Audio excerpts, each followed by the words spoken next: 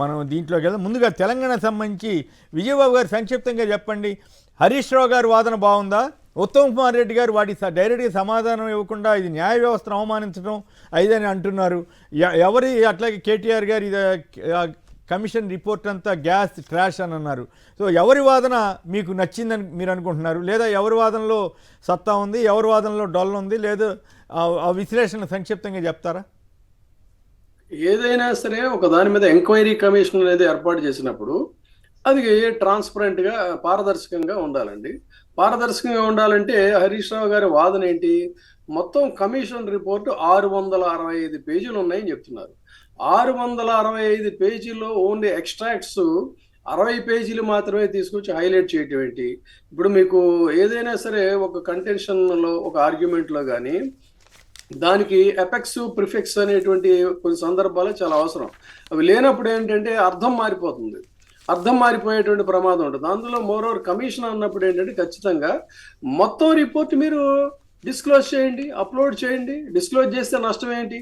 ఇది ఆయన చేస్తున్నటువంటి వాదన. కాబట్టి అందులో ఒక లాజికల్ థియరీ ఉందనేది అయితే నేను విశ్వసిస్తున్నాను.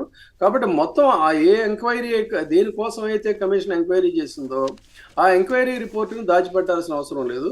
ఆ 665 పేజీలు కూడా డిస్క్లోజ్ చేసినట్టయితే ఆ తర్వాత దాన్ని పరిశీలించాక మనం మాట్లాడచ్చండి ఎవరిది రైట్ ఎవరిది రాంగ్ అనేది. బట్ వేరాజ్ ఈ పర్టికులర్ ఇష్యూకి సంబంధించిన మాత్రం Harish Rao is the right అని చెప్తున్నాను నేను. సో హరీష్ రావు వాదనే మీకు నచ్చిందా? మరి అది న్యాయ వ్యవస్థను అవమానించడం అని ఉత్తమ్ కుమార్ రెడ్డి గారు అంటున్నారు కదా. నిన్న ఉత్తమ్ కుమార్ రెడ్డి గారి ప్రెజెంటేషన్ చూసాం, నిన్న హరీష్ రావు గారి ప్రెజెంటేషన్ చూసాం.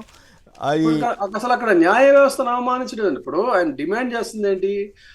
ఏ కమిషన్ అయితే ఏ న్యాయ వ్యవస్థ పరంగా అయితే కమిషన్ 665 పేజీలతో సుదీర్ఘంగా మైన్యూట్గా విచారణ చేసిందో ఆ విచారణ రిపోర్ట్ మొత్తం పెట్టాలి. ఇందులో అవమానించడానికేనో అపహాస్యం చేయడానికి ఏమి సందర్భం లేదు. ఆయన అడుగుతుంది ఏంటి? మొత్తం అసెంబ్లీలో పెడతారేమో, అసెంబ్లీలో పెడతారేమో. అయితే బేసిక్గా ఏంటంటే అన్ని అనుమతులు ఉన్నాయనేది హరీష్ రావు గారి వాదన. అవేమి కొన్ని లేవు అనేది ఉత్తమ్ కుమార్ రెడ్డి గారు ఆ రిపోర్ట్ ఆధారంగా చేసిన వ్యాఖ్య. మరి ఆ రెండిట్లో ఏది అనేది మళ్ళీ రేపు అసెంబ్లీలో దీని మీద హోరాహోరీగా చర్చ జరిగితే బయటపడుతుందేమో. నేనైతే ఇప్పుడు దాన్ని ఒకళ్ళని సమర్థించడం ఒకళ్ళని చేయట్లేదు. ఎందుకంటే ఏ కట్టడాలైనా కూడా అవి ఒక పర్మనెంట్గా ఈ రోజున బ్రిటిషర్స్ కట్టినటువంటి కట్టడాలే ఈ రోజున ఇంత పదిలంగా ఉంటే ఇది కేవలం స్వల్ప వ్యవధిలో ఆయన ఇందులో ఇంకో పాయింట్ కూడా చెప్పాడు.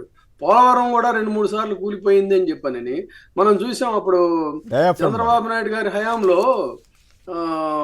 కొట్టుకుపోయినటువంటి పరిస్థితి కూడా చూసాం, గేటు. కాబట్టి ఎవరైనా సరే అలాంటివి అంటే ప్రజోపయోగం కోసం చాలా భద్రతకు సంబంధించిన కట్టడాలు చరిత్రాత్మక కట్టడాలుగా ఉండాల్సిందే తప్ప ఈ బీటలు వారటం లేకపోతే ఇవి చేయటం అనేది కరెక్ట్ కాదండి. ఆ విషయంలో మాత్రం నేను డెఫినెట్గా అదే స్టాండ్. ఎవరు కట్టినా కూడా ఎవరు చేసినా కూడా. రైట్.